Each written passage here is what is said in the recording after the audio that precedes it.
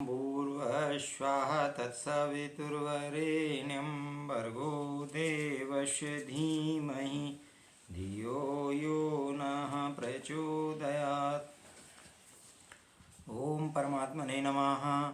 भावस्य भावकः कश्चिन् किंचिद्वा भावकोपरः उभयाभावकः कश्चिदेवमेव निराकुलः।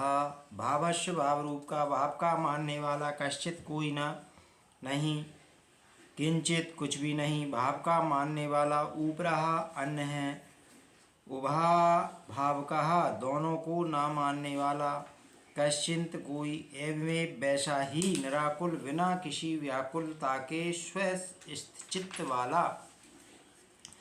कुछ इस प्रपंच रूप संसार को भावरूप मानते हैं, अर्थात यह सत्य है, जबकि कुछ का यह मानना है कि यह प्रपंच रूप जगत वास्तविक रूप में कुछ भी नहीं है, अभाव रूप है। परंतु कोई विरला ही ऐसा होता है जो इन दोनों को ही नकारते हुए बिना किसी प्रकार की व्याकुलता के स्थित चित्त में रहता है, अर्थात परम शांति में स्थित रहता है।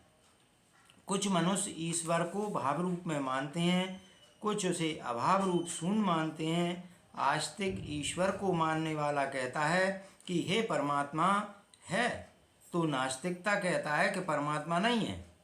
परंतु अष्टावक्र कहते हैं कि दोनों ही अज्ञानी हैं। उनकी है मानता बौद्धिक है, कल्पना मात्र है, दोनों ने जाना नहीं, दोनों रूढ़िवादी हैं, परंपरावादी हैं। परमात्मा इतना विराट होता है कि वह तुच्छ बुद्धि की सीमा में नहीं समझ सकता है, ना ही बुद्धि उसको जान सकती है और ना ही वाणी उसका वर्णन करने में सक्षम है। परमात्मा है नहीं है, यह कहना सिर्फ मन की ही घोषणाएं हैं।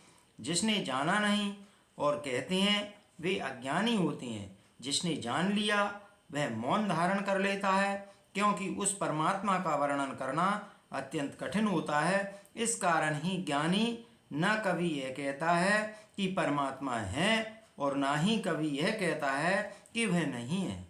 दोनों में तटस्थ रहता है, निरपेक्ष और आग्रहपूर्ण वक्तव्य नहीं देता कि वह है या नहीं है। ऐसा मनुष्य ही स्वस्थ चित्त और परम सुख को उपलब्ध होता है। कहने मात्र से तो विवाद ही उत्पन्न होता है और तर्क वितर्क करके ना ही परमात्मा को सिद्ध किया जा सकता है और ना ही असिद्ध